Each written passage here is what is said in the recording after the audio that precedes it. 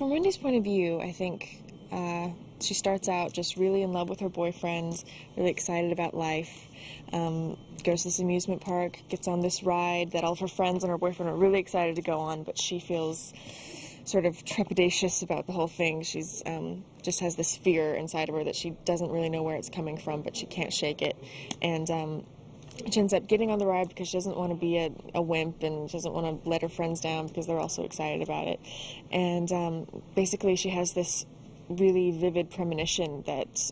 everyone's going to die on the ride. It's going to crash, the cars are going to go flying off, you know, people are going to be dying in these brutal, horrific ways, and she sees this all in her mind, and it basically drives her insane, and she completely freaks out and insists on getting off the ride and tries to get as many people off with her as possible.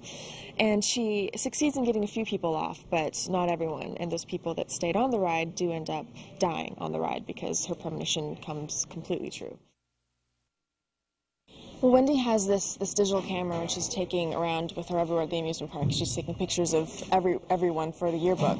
And later on, after the roller coaster deaths and after a few of the other deaths that also happen in the script, she starts going through these pictures and realizing that the characters who have died, her friends in the film who have died, their pictures that she took the night of the roller coaster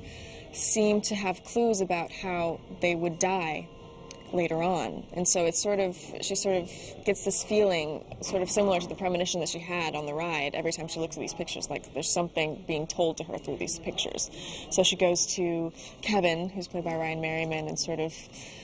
tries to get him in on this feeling that she's having, and makes him involved in the journey to figure it all out. I'm definitely not used to doing stunts very much in films. I mean, I've done little things here and there, but usually the stunt double has done the brunt of the work and everything else that I've done. So, and this, definitely my stunt double has a lot to do, and I'm, you know, really impressed with the things they're able to do, but I'm also involved in a lot more than I expected to be, and it's been so much fun just to be out there and be physically challenged a little bit, you know. It really adds a whole different dimension to filming and playing a character. The most challenging stunt would probably have been, it's also the most recent one, so it's on my mind, but just the other day doing green screen, we had